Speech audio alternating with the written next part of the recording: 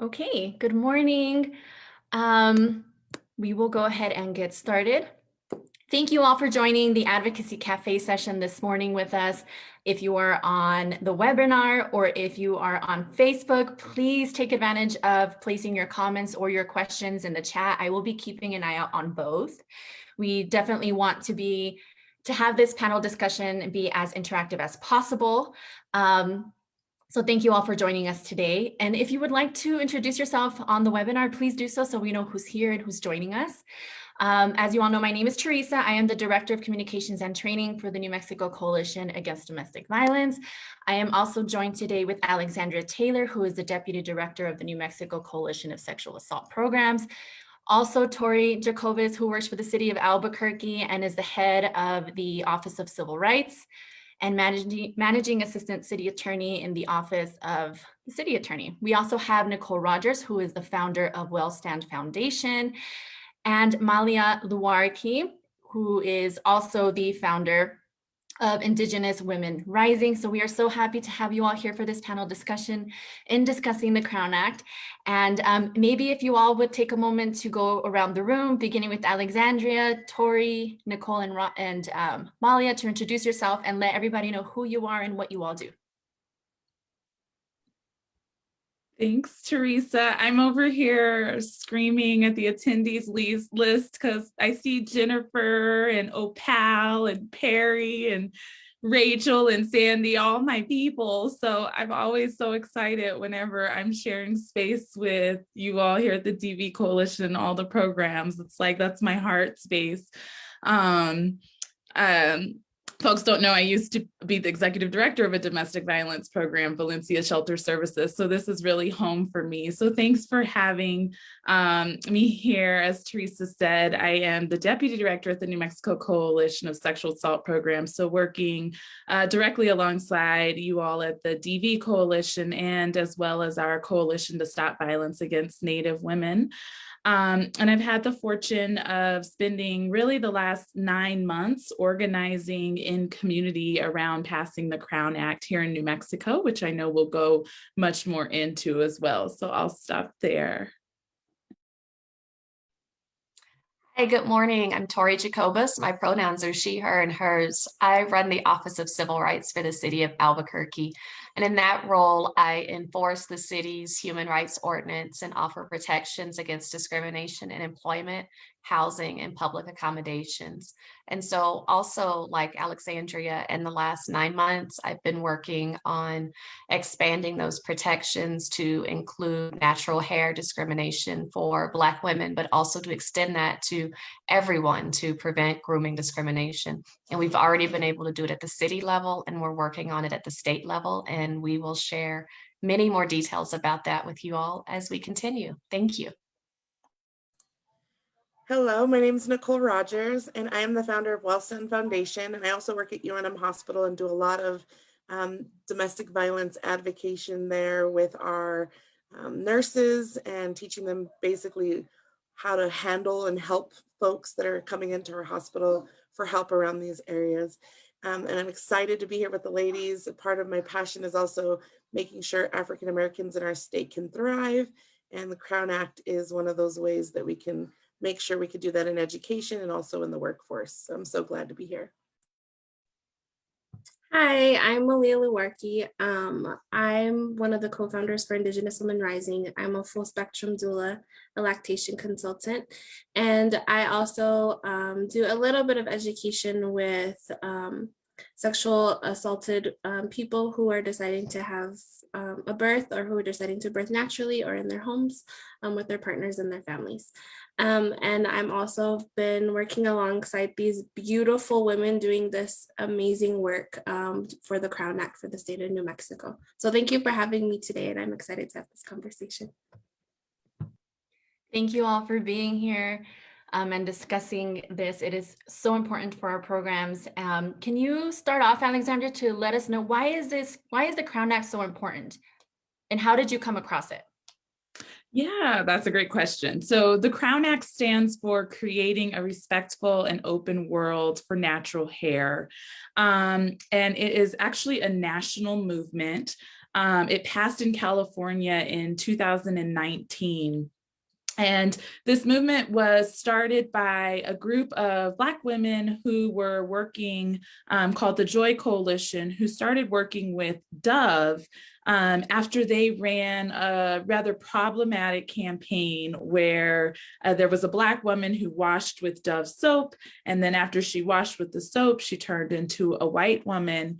And instead of just issuing an apology and kind of performing as if they, had learned their lesson, they really engaged in research around discrimination in the workplace. And they found that Black women are 1.5 times more likely to be sent home from the workplace because of our hair, that Black women's hair is 3.4 times more likely to be perceived as unprofessional, and that Black women are 30% more likely to be made aware of formal workplace appearance policies compared to their non-Black counterparts.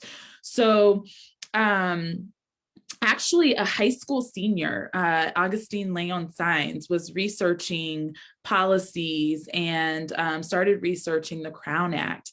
And as an advocate and activist and ally, he brought that to his state senator and said, hey, we should work on this in New Mexico. And out of that was birthed a coalition that began to form to talk about hair discrimination in New Mexico. And so we all have come together. We formed the Black Central Organizing Committee, which is a group of about 20 Black women and other folks who are in collaboration joyfully with us. And we've really been just doing the work over the past 9 months of hearing from our youth, hearing from ourselves and all of those in our community about the joy of our hair, but also the discrimination and the micro and macro aggressions that we have faced. And so in my opinion, and in the work that we do in addressing intimate partner and gender-based violence, the Crown Act in New Mexico to me is really about primary prevention. We talk about body sovereignty, we talk about body autonomy and people having the ability to have self-determination. And that includes our hair, right? If our young people are going to school and their teachers are deeming their hair out of dress code, are discriminating against them because they don't like the way that they express themselves culturally, that takes away, that's like the very beginning of taking away from our young folks' bodily autonomy. And so I look forward to kind of situating this conversation in that lens. New Mexico will be the 8th state. We're going to go ahead and claim that as soon as we get through the Senate, we will, and the governor signs the Crown Act, we will be the 8th state. Tori will talk about the lead that the city of Albuquerque has already taken on passing the Crown Act.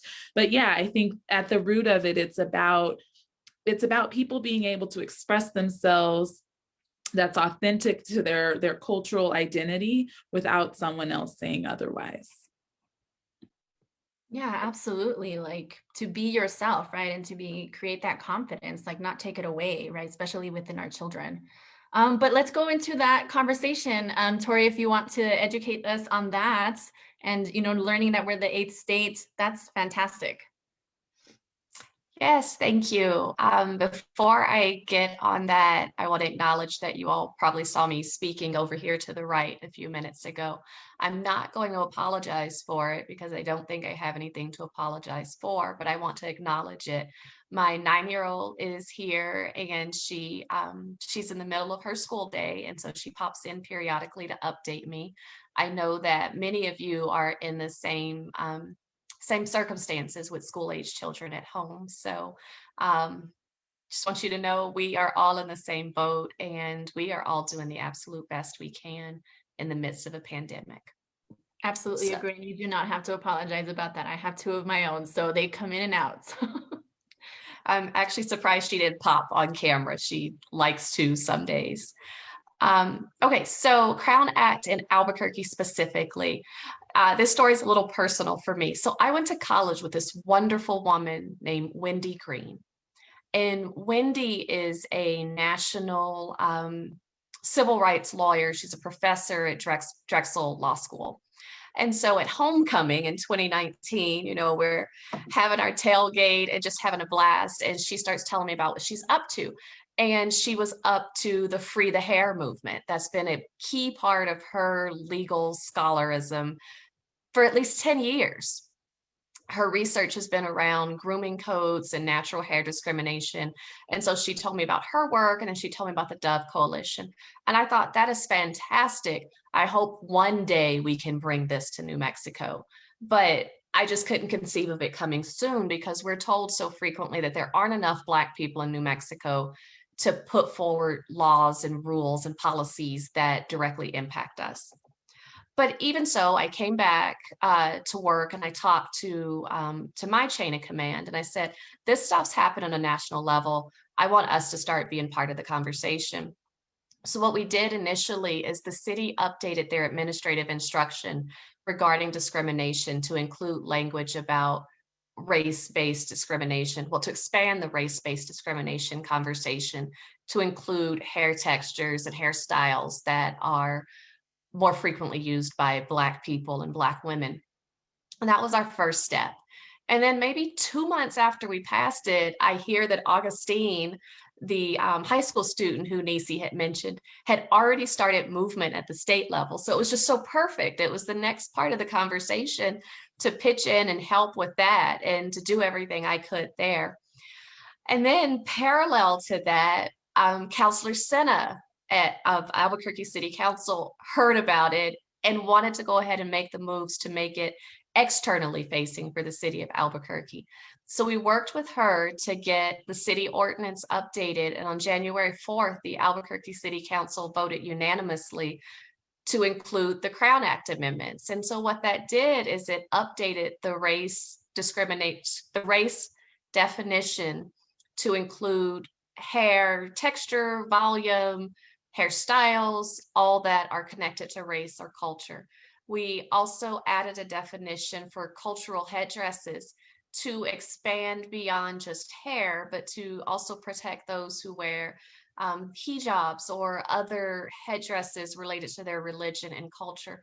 And we did that because we recognize in New Mexico, and we recognize everywhere, grooming discrimination impacts us all. And that if we had this opportunity to uplift and protect Black women, we wanted to expand that conversation to uplift and protect other people in our community who we knew were suffering. And so, so that's it in a nutshell. So thank you.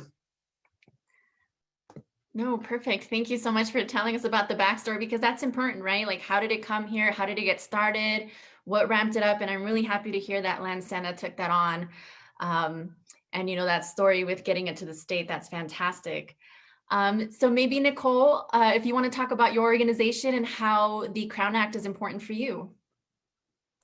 Sure. So Crown Act is important for me, not only for the work I do with my foundation, which we're opening a group home for kids of color, but also even the work that I do at the hospital with our children's psych emergency room. We do see African-American children being brought in for things like, you know, my family, for instance, if the family is there with a white family, for instance, saying, I don't know, they don't know how to help me with this. And one of the big things we hear about is the hair. And identity for our children, you know, especially between the ages of 8 and 12, which we're going to be working with, identity and how they present to the world and how the world receives them is so important. When we looked at all the research on, you know, child well-being and what kind of things our kids are worried about during that age group. So she just turned 13 years old. And so you know, even for my own children, it's important. I also have a son who's 3. And I can't say that things are much better for him at 3 than my 13-year-old when it comes to hair in schools. I often tell the story of us recently, literally within the last couple of months, taking him to school with his afro out for the first time. And the kid saying, well, ooh, what's wrong with his hair? His hair's weird. And kind of expecting that there was some advocacy on the teacher's part to, intervene and change the narrative. She kind of looked at me, not really sure what to do. And so I decided to say to the kids, well, his hair is magical. It's not weird. It grows to the sun, and kind of made it cool for them. And then it was like, oh, wow, of course, they want to touch it and things like that. So then teaching them the appropriateness of which kids can understand, right? We teach them to keep their hands to themselves. It's the same here. You don't get to pet him like he's, a pet or something. You have to ask for permission first, because that's a thing that happens with our hair, is that people want to touch it. And that's not okay to just walk up to somebody and get in their space in any shape or form. And so it's really a big issue for our kids. And then also in the workforce, when I worked in human resources, we had to have a conversation with a director who decided to come up with his own dress code that said dreadlocks were not allowed because they were what he called in the document dirty, right? And so those things we had to explain to him, before this got outside of our organization, we have to fix these things before it becomes something else, because it's not okay to do that or to make up your own policies on what you think is appropriate. And so it's really important to get the information out now that we've passed it in Albuquerque, as far as education and what it is, what your rights are now. And then, like Alex said, so that we could get this done in the state, and then we'll need to go bigger to educate everybody in the state about your rights and how to make sure that you are no longer discriminated against here in New Mexico because of your hair, which we're so excited for. You make a really good point, with kids touching each other's hair and kind of keeping that, like, we don't touch each other, but it just reminds me of this story. And I'm pretty sure you all recall, remember when that wrestler was going to wrestle and they told him you could not wrestle because of your hair, right? And so he had to make a decision, whether am I going to wrestle or to win the match, or do I have to cut my hair, or just not even wrestle because I don't want to cut my hair. He ended up cutting his hair to just, to participate in the sport that he worked so hard for. And I was just livid. My son was completely angry about that situation. He's like, what does the hair have anything to do with it, right? And my son just recently cut his hair. Same thing, he's mixed. And so he just grew it out. He wanted dreads. We put braids in at some point, but it's really important to just say that, right? We don't touch each other's hair, right? It's a part of them that you can't just have access to and touch it and rub it or pet him. So thank you for bringing that up. Yeah, there's a lot of stories too about this in New Mexico from Black women, Black men, of this happening over and over and over again. But what I'm excited about is our group is not only getting the stories of discrimination, but also hair love stories, and how people love their hair, and how that time, on wash day with your mom is a bonding time, and is something that I've just been so uplifted by the stories of hair love. And so I just wanted to share that too before we go on. Yes, absolutely. Hair love, because you definitely do spend time together, and it's just something fun, right, to do together. Like, I really do enjoy taking my kids to go see their barber and get their hair done, and the braids and all of that. Like, it's just our time, and then afterwards we go grab ice cream or get something to eat or whatnot. So definitely building that. Well, how about you, Malia? Why is this, what's caught your attention with the Crown Act, and why is this important for you? So my name is actually pronounced Malia, but I always tell people that it's like Malia Obama, but I was born first. So no, so the Crown Act was extreme. I've heard of it in the past. I didn't know there was really a group or an organization that had been working on it here in New Mexico. And so, but a colleague of mine let me know that he had also been a part, I guess, of kind of getting it started here in the state. So he encouraged me to be a part of the conversation and do a testimony. And at first I was like, oh my God, I've never done anything like this before. And so, well, I guess in particular to the Black community, because I am Pueblo and Black. All the work that I had done before had been primarily for Pueblo, Indigenous, and Native people, and exclusively. And so being able to be a part of this has been such a huge blessing, and also acknowledging that because I am Pueblo and Black, I grew up on the reservation, the lack of education that my own family and my peers and people who decide to, or not decide, but people who have mixed children who also look like me, and them not knowing the things that may happen, the things that may be said, or the struggle of learning how to take care of their child's hair. And I know for me and my mom, wash day was not that fun. As a child, it was not a bonding experience for us. It was more of just like, she had a very hard time because my mom is full Native and her hair is bone straight, very beautiful. And my dad is the one that has very curly hair, but he just shaved it off and he still does. So my mom really, really took the time to try and educate herself. And she's a teacher, so she had a few teachers come through her school that had similar hair to me, to mine. So they would give her tips and give her ideas on what to do with my hair. And it was even just as simple as changing the type of comb that I had, or the type of shampoo and conditioner, and just learning how to not only take care of me and my hair, but she also noticed that because my hair wasn't like everybody else's, she really had to put a little bit more effort in to doing my hair.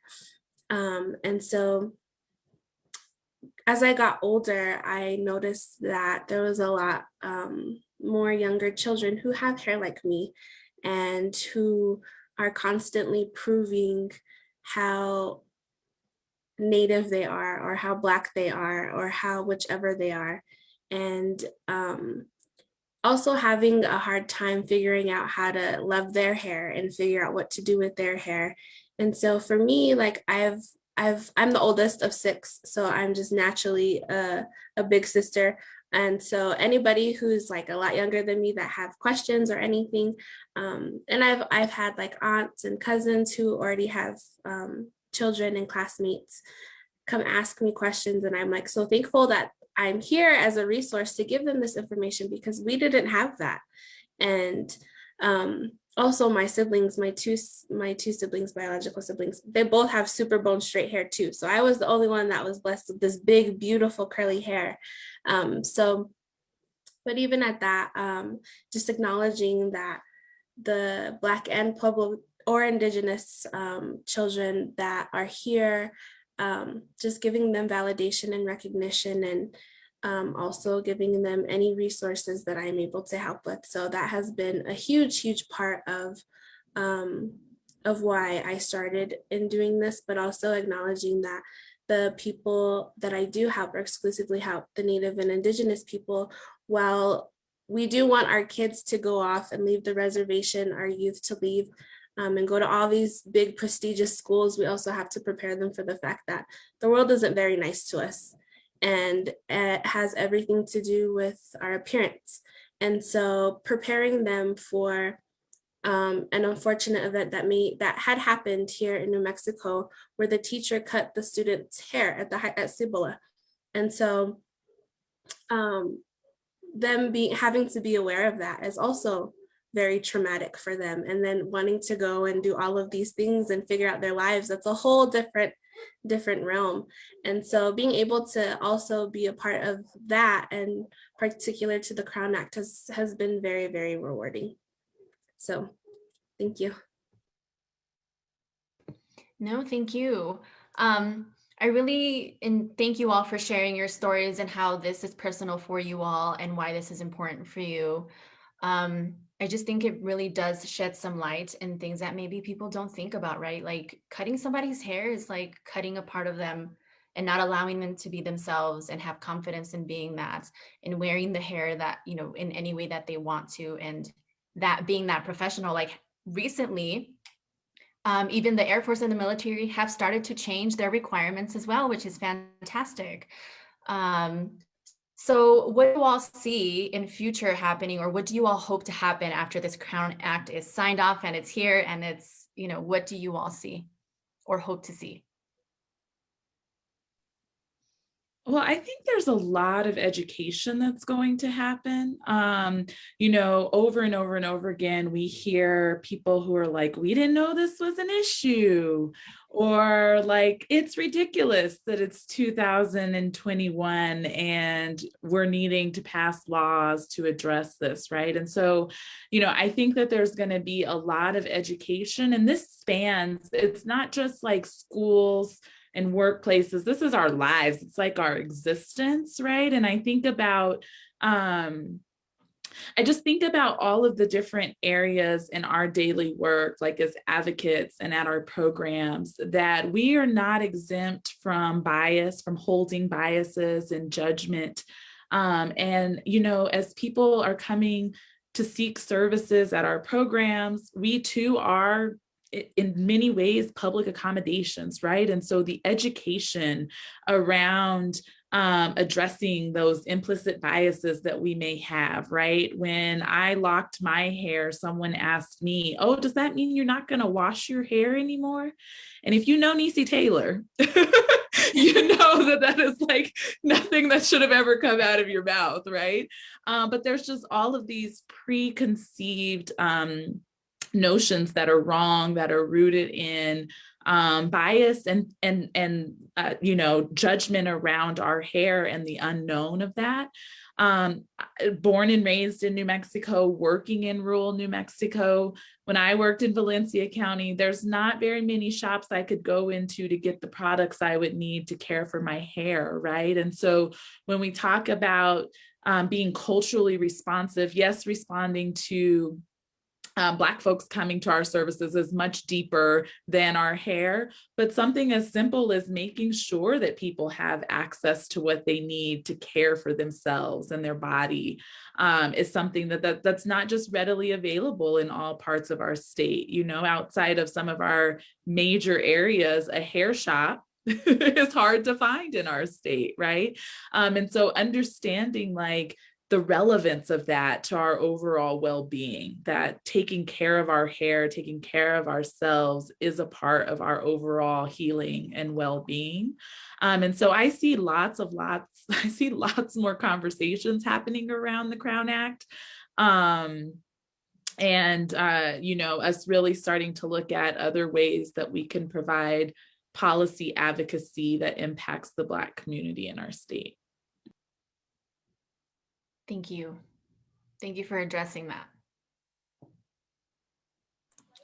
I think for me, I want to see some change in like how many, I don't know, I guess I'm interested in seeing how many complaints and things will actually come through after all of this gets passed, to see, so that we can actually see how much this, I mean, we know it's happening because of our lived experience, but to quantify that. So I'm excited to see what the data looks like after the first year of, how many complaints were there, what were the outcomes, were we able to hold people accountable for this and get people help for these issues? So that's what I'm excited to see, because I think we know it happens enough that we need this law. And so it'll be really excited to see how many people were able to help because of it afterwards. What I'd like to see is what Nicole and Niecy shared, but mine is like more touchy-feely. I'd like to, not really touchy-feely, but I'd like to see unwinding of 400 years of negative stereotypes and discrimination. I'd like to see, I guess I want to create this respectful and open world for natural hair that Dove imagines. I want there to never be a Black child or Black woman or Black man who's told that their hair is disheveled, unkempt, unnatural, and instead the inverse, where Black children, Black women, Black men are uplifted for the way their hair grows and the differences. And I'd like that to be not something that people have to think about, but instead it's truly what they believe in their hearts. And we're really embracing our differences. And so I know that's going to take a while, but because it took us 400 years to get here, but I'd like it to take less than 400 years for us to really truly respect and appreciate the way I want the outside world to appreciate the way our hair grows from our heads. I think for me, is seeing the education within our own communities, especially for the Indigenous community, and acknowledging, I guess, the education behind Black and natural hair. And like, for example, the other day, so one of my grandmas, I have my dad's mom, she had 5 sisters and 4 brothers. So I have a huge family. And one of my grandmothers, she was asking my uncle, one of her sons, about how my hair grows and why I have different textures in my hair, because I have like 3 different textures in my hair. And so she sat with me. She said, I want to ask you, but I don't want to offend you either. And so I was just like, Grandma, it's fine. Like, you can say anything to me, it's fine. So she was asking me all these questions, and she was like, okay, I get it, but I still don't get it. So I recommended her to watch the movie Good Hair, the Chris Rock movie. And so she watched it and was like, oh my gosh, like, I can't believe Black women go through all of this stuff just to be upkept. And so she was like, I never knew that that's what it really was. And so she sat there and started to break everything down and was like, I can't believe people think X, Y, and Z because they decide to get dreads or they decide to get braids. She goes, and then she sat there and was like, I can't believe I thought those things. And it wasn't, she felt really bad, but also at the same time, I was like, well, it's not really your fault because no one really educated you, and nor did you really need to educate yourself about it because you don't have this type of hair. But she just happened to have one question and was like, you know what? Well, now I'm gonna do this. And also because if I don't really plan on it, but if I have children, she, wanted to be more involved in it. And so, and also with the rest of my family, and just, seeing how far the education is going to go and the conversations that are going to be had, the negative ones and the positive ones, and more so, not the negative ones, but just more so the comment, the questions that are going to be asked, because like I said, I grew up around nothing but Native people who don't know anything about my hair, and who just simply see it as being curly or being big, or she has braids in, or she has extensions and whatever it is. And then if it's not my natural hair, all they know is that it's not mine. So being able to see the education that's going to go through my community, and I guess other communities as well. Definitely going to it's going to take some time, but with that education, how should we address that within our communities and, our conversations and starting to educate our community? How would we go about that? Or how do you think that should go? Just talking more about it, posting more about it. For me, for example, like I don't know much about my children's hair and how to braid it. So I take it to like my barber, right? I would not know any, like, what product to put in their hair, how to, support their hair. And, there are locations across New Mexico that Nisi brought up might not have, right, those products. And how do we raise awareness, or how to educate our communities to support, right, the Crown Act? I think you start with sessions like today. You invite us to speak with you and share a small bit, and then you use that to continue your education. It sounds as though each of you are from other organizations, so you invite us to a bigger audience and you help us continue to grow the people we're able to connect with. And I can tell you that, and I think everyone on here will agree, one of the best places to learn about hair and hair care is YouTube. There are so many YouTubers who can offer product suggestions and styling directions. I use them as I learn with my own children. Ask questions. Ask questions, but also do your own research. There's a lot out there just on the Crown Act website that can be a jumping off point for learning more. Thank you. Yeah, I would. Oh, go ahead, Nicole. No, Sorry. no, you're next. Go ahead. Oh, I was just going to say, I also sometimes when I hear us talking about educating about Black hair and learning more about Black hair, what I'm really hearing and what I'm actually saying is educate and learn more about Black people and Black culture, right? And I think that's so imperative. And I literally just tweeted this morning, like, reporters really need to let go of this 2.6% of the population narrative that, like, Black people in New Mexico only make up 2.6% of the population, because that, in my opinion, leads to further discrimination. That percentage is tens of thousands of Black people in New Mexico, right? And so, like, we need to quit diminishing who we are in New Mexico. And so that means that as service providers, right, we need to be thinking about how we serve the Black community, right? Because we're here in New Mexico. That is a part of our job, and a part of why we're in existence. And so when I'm thinking about, like, learning more about Black hair, I'm thinking about learning more about Black people and culture in general, right? And educating ourselves and doing that work of unlearning and relearning, because I think that the discrimination that we face does not just stop at our hair, as we all know, right? And so it's really the holistic view of it.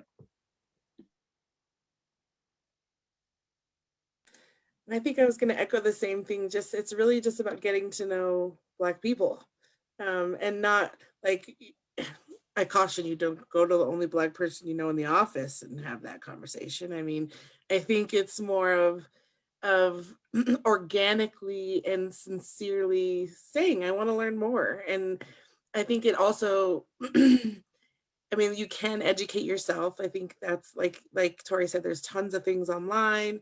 But I think we talked before in another forum about compliments. I do see people look, but maybe not say something about your hair if you change it. If you think it's beautiful and you like it, say it. Compliment us and say that. Don't just look and then keep moving, because my brain goes to negative all the time. It's really bad. I don't automatically think someone's staring at me going, oh, she's so beautiful, right? But I think it's going out of your way to say to somebody in the Black community that you love their hair or you love their style or whatever it is.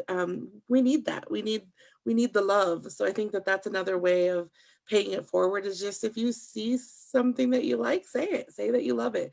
Because we appreciate that. No, and that's great. And I think it starts that conversation, right? And even for our programs, I know that it's only that 2.6, but how are we prepared to support, right? So that person or that client has what they need if they come into, for example, our shelter or one of our programs and just need support in that, right? But is there anything else that maybe we have missed? As mentioned before, with those joining us on Facebook, you are more than welcome to interact with us on Facebook, as well as ask your questions here in the chat. If you have any questions for either one of our panelists, please add them into our chat, and we will address them.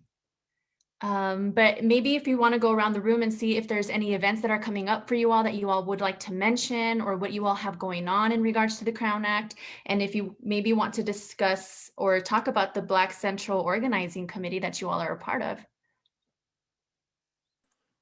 There's a question in chat about what other states, so I'd like to address that. Perfect. Yes, I did not see. Oh, there you go. Yeah, you're right. Do you know what other states have adopted the Crown Act?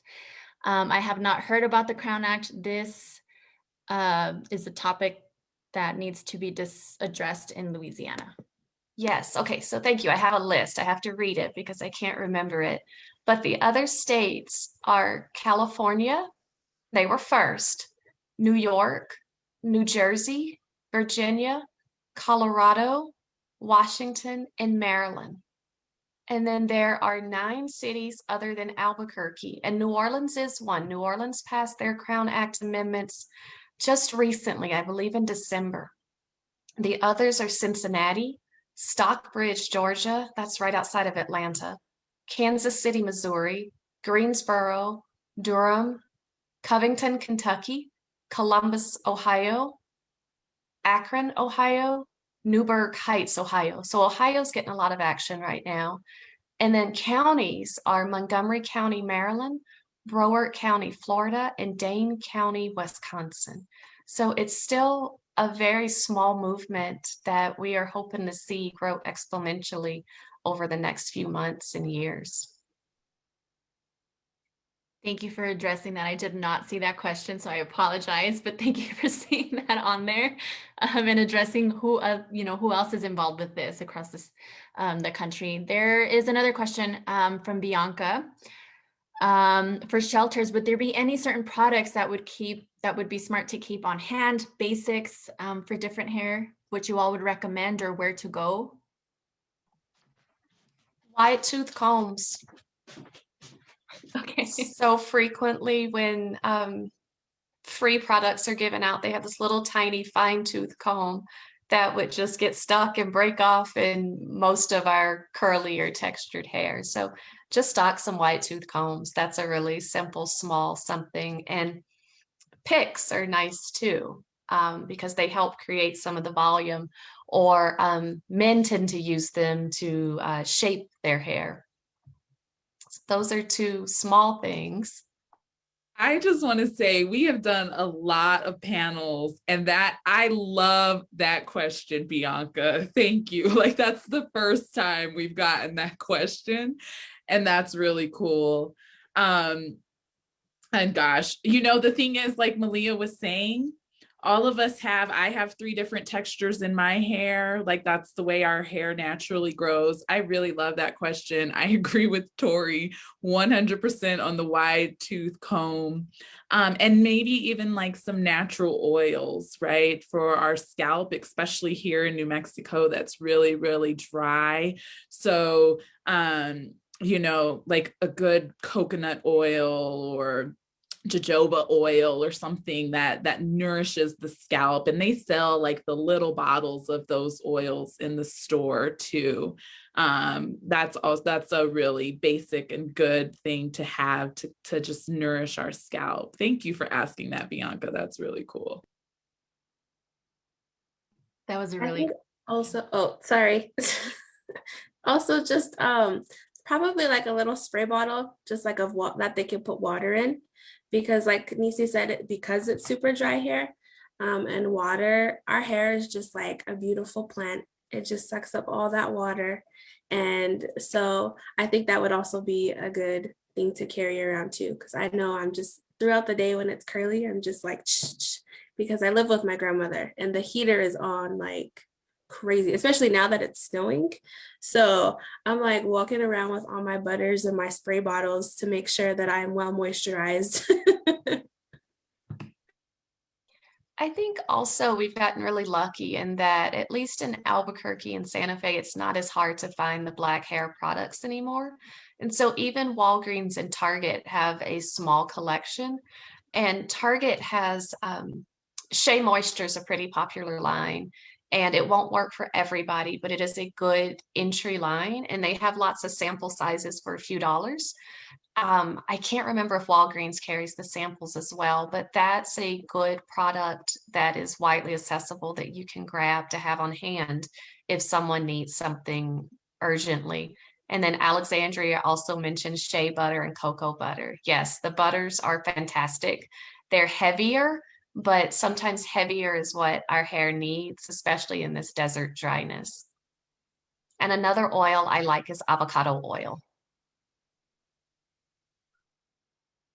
So maybe we need to get together, or if maybe you with, your committee, maybe I think it would be helpful to maybe create a list, right? Maybe just to have things to have, add programs, just in case, right? We want to be able to have those products and support them if they need it, if they don't have it, or if they had to leave in a rush, right? Didn't take anything with them just to keep themselves safe. It's like, it would be nice, I think, to just have what they need and have them not worry about where to go. Hair wraps, bonnets. Thank you, Nicole, for adding that in there. And that was like a really great question, because I mean, we are doing the education part and having like, the discussions and talking about it, but addressing those issues, like what should we have at our programs to support, or how can we also help, right? With spreading the word, other than just spreading the word. So thank you for that. And if there are any other questions, please don't be afraid to ask, or I think this is the best place to ask those questions now, since we have everybody here. But is there anything else that you all may want to add? I was going to say, to your point too, Terry, I think there's a couple of things, and this is like where my old ED hat like kicks in, right? Is like also that, like, just acknowledging that if someone is asking for certain products, that might be something that like folks consider using petty cash for, right? Like we buy shampoos in bulk for shelters and things like that, but there might be a need for like one of these specific things. And so just to make considerations for that. I was just also going to share, I think one of the asks that we've received at the Central Organizing Committee, we talked, I think it was last week, with foster parents about the Crown Act, and we're going to be working on a resource list of like hairstylists and barbers across New Mexico, and we can certainly add to that, like products and things like that. But we're going to start creating some resources for people to have as we've centered this conversation on the Crown Act as well. Thank you. That's fantastic. And I would just like to add, if you have stories of those that are watching of hair love or hair discrimination, the link that we shared to our link tree, the first link on there has a link for you to share your story, and you can show up however you'd like. If you only want us to have your story in written form, there's a place for you to upload pictures of your crown for us to share. But we really would love to collect more stories of your hair love and your stories of hair discrimination, so that we can dispel this myth that it's not a thing here in New Mexico, because it is absolutely a thing. Thank you for sharing that. I have seen a couple of your stories pop up on your Facebook page that you've highlighted, so those are fantastic. All right. Getting a lot of good feedback in the chat. Thank you all so much for taking the time to discuss this. But as I asked prior, do you all have any events that are coming up that you would like to talk about, and what you're looking forward to with each community? I know that you all work in different areas, so I'm assuming that you all have some events coming up. So on the 25th, we have a Crown Act webinar that will happen at 11:30. Okay. And I can send the link out if people would email me at civil rights with an S at cabq.gov. I'll try and find it before we're done. I'm just not sure I will. So if I don't, please email me. But it'll be a 1-hour seminar where myself and Asia Brooks, another attorney, will talk a little bit more about the legal history of this, of grooming discrimination. And then hopefully we'll have some updates from the state Senate as well. But it'll just be another version of this conversation. And I know we have some others. That's the only one I have on my calendar right now. Yeah, I'm really bad. I wasn't prepared. But I will also say we, we're laser focused right now on getting this passed during the at the state legislature. And so we do need to make our way through the Senate side, through the committees and the floor to get it up to the governor's office. And so we are on social media, Facebook, Instagram, and Twitter as the New Mexico Black Central Organizing Committee. And as soon as it's scheduled, we will be putting out calls for you to email committee members, call committee members, tell them to pass the Crown Act, because this is our first step, is making sure that the state does what the city of Albuquerque has already done and make this law so that we can begin the important work of ending race-based hair discrimination. Awesome, thank you. Any other events that I know, Nicole, you have a lot going on as well right now. Yeah, there's a lot happening for Black History Month for the foundation and at the hospital. We have, at the hospital, we're highlighting Black artists, Black culture. The Crown Act, in partnership with UNM African American Student Services, had a collegiate Crown Act town hall that was really powerful. And so there's a lot happening. You can go to literally search Black History at HSC and you can get a huge list of all the things that are going on. We are also doing a Black History collaborative program with Hollow Spirits, Nexus, and Marble Brewery for Black History. So they named their stout Wellstand Stout. It's a milk stout in honor of Black History Month.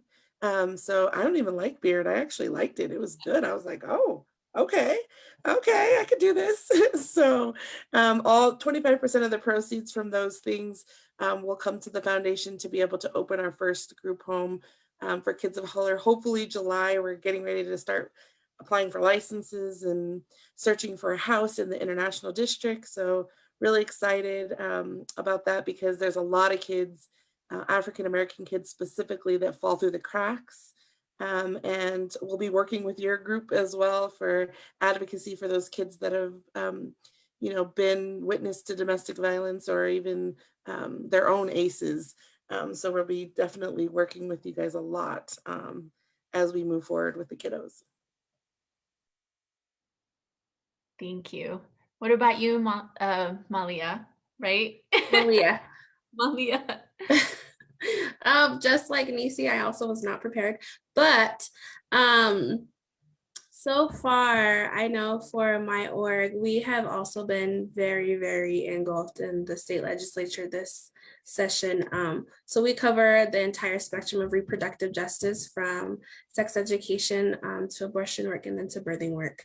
So it has been such a crazy last couple months, because I also have a few midwives, or a midwife that works under me. So we've been doing pretty well, but also just been kind of all over the place, like I said, with the session happening and just births happening. You can't plan those. So it's been very, very good. So I've been very fortunate to be also a part of this work as well, to keep me busy. Thank you.